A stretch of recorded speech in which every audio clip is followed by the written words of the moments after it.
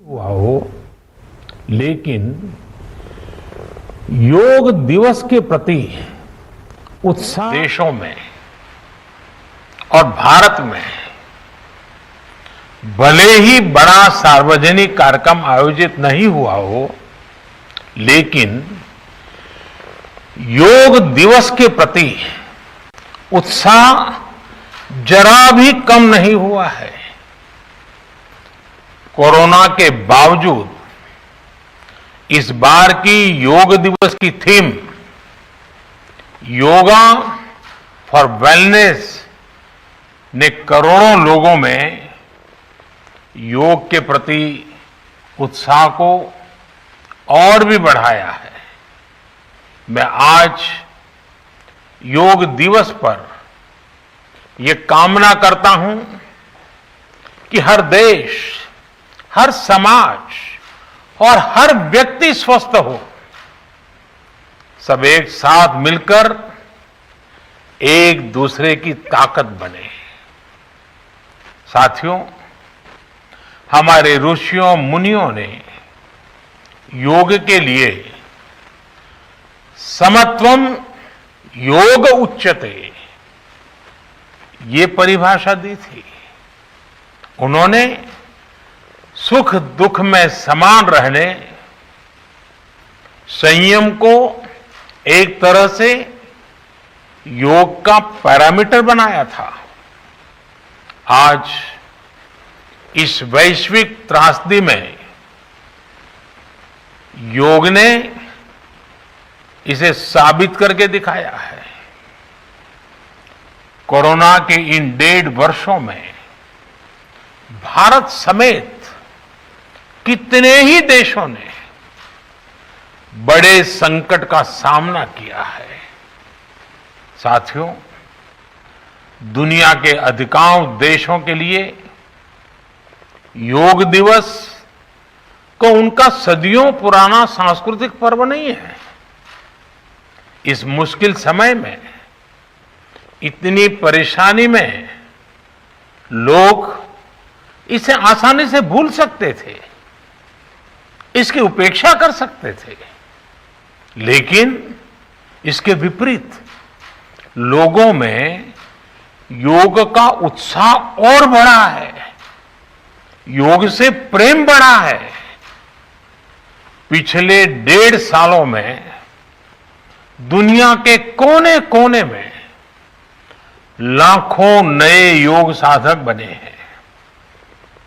योग का जो पहला पर्याय संयम और अनुशासन को कहा गया है, सब उसे अपने जीवन में उतारने का प्रयास भी कर रहे हैं। साथियों, जब कोरोना के अदृश्य वायरस से और इस अदृश्य वायरस ने दुनिया में जब दस्तक दी थी, तब कोई भी देश साधनों से, सामर्थ्य से और मानसिक अवस्था से इसके लिए तैयार नहीं था। हम सभी ने देखा है कि ऐसे कठिन समय में योग आत्मबल का एक बड़ा माध्यम बना।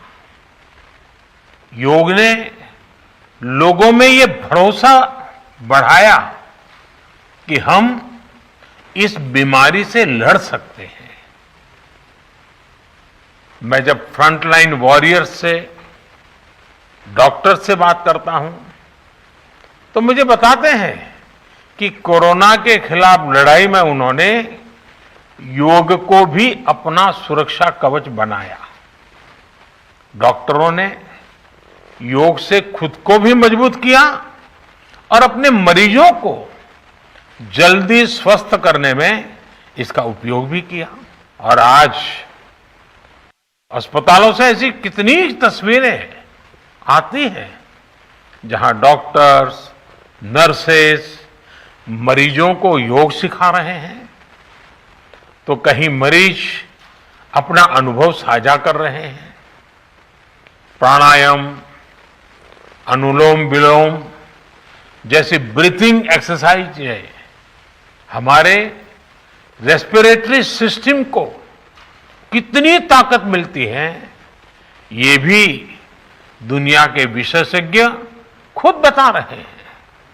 साथियों, महान तमिल संत श्री तिरुवल्लुवर जी ने कहा,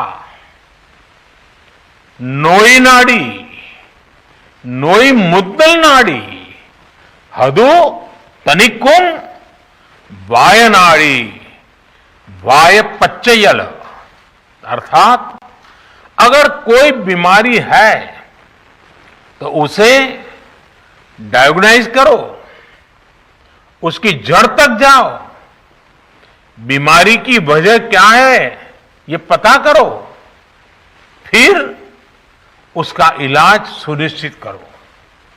योग यही रास्ता दिखाता है। आज मेडिकल साइंस भी उपचार के साथ साथ हीलिंग पर भी उतना ही बल देता है और योग हीलिंग प्रोसेस में उपकारक है। मुझे संतोष है कि आज योग के इस पहलू पर दुनिया भर में के विशेषज्ञ अनेक प्रकार के साइंटिफिक रिसर्च भी कर रहे हैं, उस पर काम कर रहे हैं। साथियों, कोरोना काल में योग से हमारे शरीर को होने वाले फायदों पर, हमारी इम्यूनिटी पर पड़ने वाले सकारात्मक प्रभावों पर कई स्टडीज हो रही है। आजकल हम देखते हैं कई स्कूलों में ऑनलाइन क्लासेस की शुरुआत में 10-15 मिनट बच्चों को योग प्राणायाम कराया जा रहा है। ये कोरोना से मुकाबले के लिए भी बच्चों की शारीरिक रूप में तैयारी कर रहा है। साथियों, भारत के ऋषियों ने हमें सिखाया है, व्यायामात लभते स्वास्थ्यम, दीर्घ आयुषम